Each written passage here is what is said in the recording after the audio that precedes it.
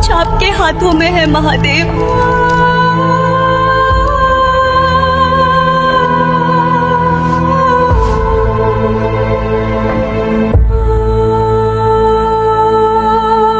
मैं उस कपालिक शिव को कभी भी अपने घर का दामाद स्वीकार नहीं करूंगा। ये सुनते ही पूरा महल शांत हो गया। चारों ओर एक अजीब सा सन्नाटा और उदासी छा गई। शिव के प्रेम में डूबी सती चिंता में अपनी नींद तक खो बैठी। दिन रात वे अश्रु बहाती रहती और अपने हृदय में शिव के लिए असीम प्रेम संजोए मौन पीड़ा सहती रहती। सती, अब अपनी जिद त्याग दो, अपने पिता की आज्ञा मान लो। नहीं माँ, मेरा हृदय केवल शिव जी का है। मैं उनके अलावा किसी और के बारे में सोच भी नहीं सकती। दिन होते ही सती महल छोड़कर चुपचाप जंगल की ओर चली जाती थी। प्रजापति दक्ष दूर से उन्हें बस देखते रह जाते। जंगल में पहुंचकर सती मिट्टी से शिव की मूर्ति बनाती और उसी की पूजा में लीन हो जाती। अपने प्रेम में डूबी सती बार बार शिव को पुकारती रहती। ओम नमः शिवाय। ये सब देखकर पहरेदारों ने प्रजापति दक्ष को सब बताने का निश्चय किया और तभी अचानक वहां महादेव प्रकट हो गए। महादेव, आप आ गए। मुझे विश्वास था मेरी पुकार सुनकर आप अवश्य आएंगे। महादेव, क्या मुझे कभी आपका साथ पाने का सौभाग्य नहीं मिलेगा? शांत हो जाओ प्रिय। जिस विवाह की तुम इच्छा कर रही हो, क्या उसमें तुम्हारे पिता का आशीर्वाद है?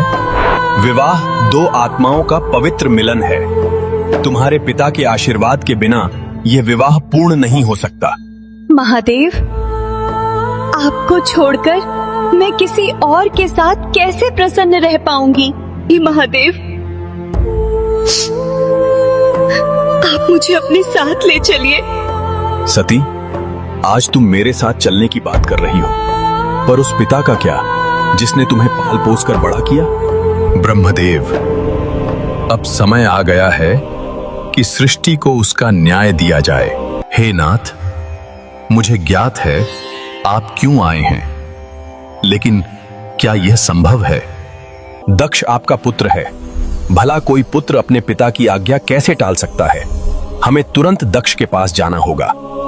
और नियति की इच्छा पूर्ण करने के लिए दोनों प्रजापति दक्ष के पास पहुंच गए। मैं आप सबकी बात मानने में असमर्थ हूं। भला एक पिता अपनी पुत्री का विवाह किसी शमशानवासी के साथ कैसे स्वीकार कर सकता है? दक्ष, ये मत भूलो, आदि शक्ति ने इसका निर्णय बहुत पहले ही कर दिया था। अब जो नियति में लिखा था उसे रोका नहीं जा सकता था और आखिरकार वो दिन आ ही गया। कल हमारी माता आएंगी, कैलाश को उसकी स्वामिनी मिलेगी और महादेव व सती का विवाह होगा। अरे नंदी, तुम सब इतनी रात को क्या चर्चा कर रहे हो? सब ठीक तो है ना? प्रभु, आज रात नींद कैसे आएगी? कल हमारी माता आने वाली है, हमें तो अभी से विवाह की तैयारियां करनी है। अंततः नियति ने अपना निर्णय स्वयं कर लिया था। महल फूलों से सजा था, चारों ओर उत्सव की तैयारियां थीं। सती 16 श्रृंगार में सजी थी, पर उनके हृदय में एक अनजानी आशंका छिपी थी। जैसे ही शिव की आहट सुनाई दी, उन्होंने अपना श्रृंगार छोड़ दिया और ऊपर से उन्हें निहारने लगी। शिवजी नंदी पर सवार होकर अपनी बारात के साथ सती के द्वार पहुंचे। सती की मुस्कान देखकर लगा मानो सृष्टि को उसकी जननी मिल गई हो। माता प्रसूति आरती की थाली लेकर आगे बढ़ी। तिलक कर उन्होंने शिवजी का स्वागत किया और फिर ब्रह्मा के विधि विधान अनुसार शिव और सती का विवाह संपन्न हुआ और समस्त देवताओं के आशीर्वाद के साथ पृथ्वी का पहला दिव्य विवाह पूर्ण हुआ। लेकिन नियति को यह स्वीकार नहीं था। शिवजी गहन तपस्या में लीन रहने लगे, मानो उन्हें पहले से ही किसी अनिष्ट का आभास हो। विवाह के कुछ समय बाद एक दिन सती आंसुओं में डूबी नजर आईं। प्रिय सती, तुम्हारी आंखों में ये आंसू क्यों हैं? सब कुछ ठीक तो है ना? क्या विवाह के पश्चात एक पुत्री का अपने पिता से संवाद करना अनुचित माना जाता है? नहीं सती, पिता और पुत्री का बंधन खून से भी अधिक पवित्र और कोमल होता है। तो चलिए आज हम मेरे मायके चलते हैं। पिताजी ने यज्ञ का आयोजन किया है। नहीं सती, उन्होंने न तुम्हें बुलाया है न मुझे। बिना निमंत्रण वहां जाना उचित नहीं होगा। सती का हृदय गहन शोक में डूब गया और वे अंदर ही अंदर बिखरने लगी।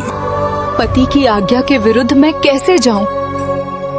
पर फिर भी मैं जाऊंगी। मुझे अपने पिता के पास जाना है। जहां तुम्हें आमंत्रित नहीं किया गया वहां जाना तुम्हारे लिए अहितकर हो सकता है। यदि आप अपनी इस जिद पर अटल हैं, तो मुझसे मिलने आपको तब आना होगा जब मेरा अहित हो चुका होगा। उस दिन दक्ष के यहाँ एक भव्य यज्ञ का आयोजन हुआ था, पर उस यज्ञ में किसकी आहुति होने वाली है इसका आभास किसी को नहीं था। सभी देवता और प्रजा वहां एकत्रित थे। दक्ष अपनी पत्नी के साथ यज्ञ में लीन थे, लेकिन इतिहास जिस मोड़ की ओर बढ़ रहा था वो निर्णायक क्षण अब आ पहुंचा था।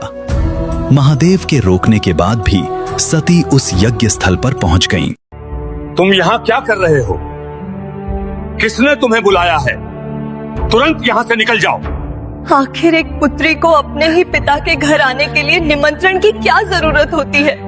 तभी प्रजापति दक्ष क्रोध से उबल उठे। उन्होंने सती पर कटु वचनों की वर्षा कर दी और सृष्टि के पालनहार भगवान शिव का अपमान करते हुए उनकी कठोर निंदा की। परंतु उस घोर अपमान का उत्तर देना सृष्टि के लिए अनिवार्य था, क्योंकि जब मर्यादाएं टूटती हैं तब प्रकृति स्वयं अपना मार्ग चुन लेती है। बस दक्ष, बहुत हो चुका। अब मेरी बात ध्यान से सुनो। मैं अपनी ही इच्छा से अपने पिता के घर आई हूँ। अब मुझे समझ आ गया है कि शिवजी ने मुझे क्यों रोका था। इस भरी सभा में उनका और हमारे पवित्र विवाह का घोर अपमान किया जा रहा है। सभी देवता, यहाँ तक कि स्वयं ब्रह्मा भी हमारे इस पवित्र विवाह का उपहास होते देखते रहे, पर किसी ने एक शब्द तक नहीं कहा। इतना अपमान अब मुझसे सहा नहीं जाता। आज मैं समस्त ब्रह्मांड के सामने इस शरीर का त्याग करती हूँ। क्षम करे महादेव, ये सती अपना कर्तव्य निभाने में असमर्थ रही, परंतु सदा आपकी ही रहेगी। और फिर सती ने उसी हवन कुंड में स्वयं को आहुति बनाकर अग्नि को समर्पित कर दिया। मैंने अपने प्रेम की परीक्षा दे दी है। अब सब कुछ आपके हाथों में है महादेव।